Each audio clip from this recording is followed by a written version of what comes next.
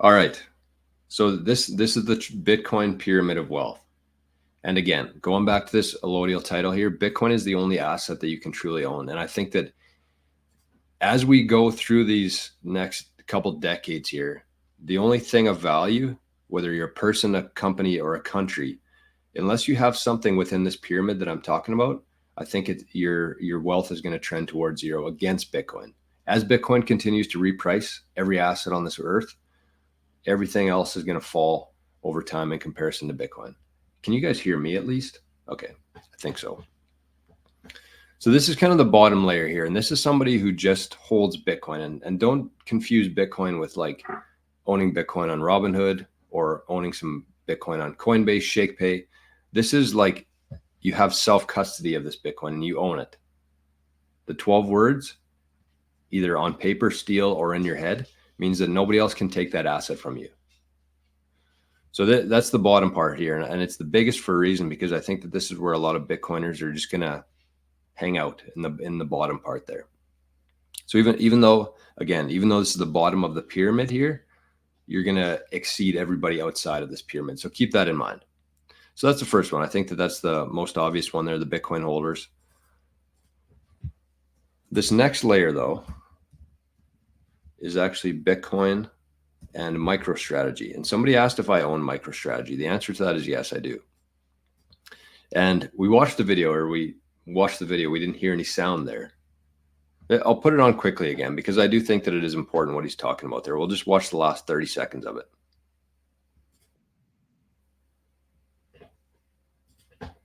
In terms of why I think that people should be holding a MicroStrategy stock. So I wonder why that didn't work. I'm gonna have to maybe reshare it here. Okay, let's try this again. So this is why I think that everybody should have some MicroStrategy. Don't think their MicroStrategy is going to start earning a yield at some point in the future on this. You're crazy. I think you can even think of yield without even having to have somebody else hold your Bitcoin. They're going to start earning yield by just hiring the best talent on the planet. Like, they're going to be able to use their Bitcoin and their stock to create the best, financial comp packages out of anybody in the entire stock market. So why wouldn't you go work for them and build out AI infrastructure and, build the best products on the planet, because they are the most financially powerful company on the planet. I mean, that in and of itself is yield, right? Like you are yielding human assets to generate future cash flows. And yeah, their cash flow is relatively small relative to some of the larger players on the top equity market right now, but that's not to say that it won't be larger at some point in the future from other developments of the Bitcoin ecosystem. So,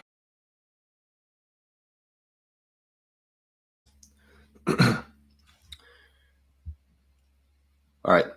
So that's exactly what I've been talking about on this channel for a long time now, is just the leverage that people are going to have, companies are going to have if they're holding Bitcoin. And I want you to think about this in a couple different ways. He talked about the human resources aspect of this and how everybody's going to want to work for companies like MicroStrategy, or MicroStrategy specifically. So they are going to have a ton of leverage. They're going to be able to hire the best people. They're going to be able to go down any path that they want to. And that could be a bank, that could be an insurance company, that could be a real estate company, that could be a new car dealership or car company, anything they want to. They're going to have the ability to do that because they have 1% of the total supply of Bitcoin that will ever exist. And that comes with a lot of different things. Right now, they're building software. Right now, they're focused on what they've been doing for the last couple decades. But through these next 4 years, when we see this play out in the bull run, the amount of leverage that they're going to have and what they're going to be able to do with that is going to blow people's minds. So we can't even really fathom that right now. And so I think that that's why, going back to this pyramid here, that's why I think that everybody here, especially if you have any sort of capital in the legacy system here, you should own a piece of that, of MicroStrategy. And we've seen what it's done in the last couple of days. I don't need to look at it, but it's going, and it's not going to stop. It's not going to slow down. They did a stock split about a month or two ago. and it went from $1,200 US for a share down to $120 US per share.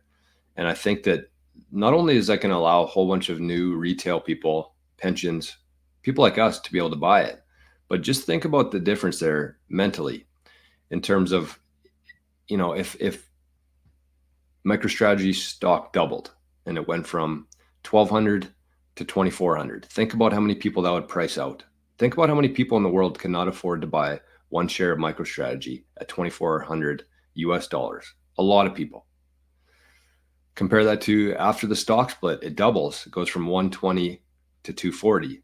That's a big psychological difference there in terms of getting into this thing. So they are going to hold all the leverage in terms of human capital, in terms of investment opportunities, in terms of everything. And so that's the yield that they're going to generate there. And I think that, if you're somebody who's holding mining stocks, Bitcoin ETF, or anything else within the stock market, I think you should strongly consider being part of this, because not only is the leverage there, but he's also borrowing fiat at a very low rate, buying Bitcoin, selling shares, issuing shares. He's doing everything that he can, and it doesn't matter what the market throws at him. He has an answer to it, which is buy more Bitcoin. And that's not going to stop. I think that this is wild to say, but I think that that's the very beginning of it. Okay, so then I think that's the second piece there. And then the third piece, I think that everybody should be striving for here. And this is the part that I think that guy, what did I say his name was? Not Paul. Why do I keep saying Paul? Puntman, Jeff Puntman. I think that this is the part that he was missing there. So you have your Bitcoin in self-custody. You have some, whatever capital you have in the old system, you put that into MicroStrategy. And then you have your own business, and you can apply this exact same logic that MicroStrategy is using in your own life, in your own company.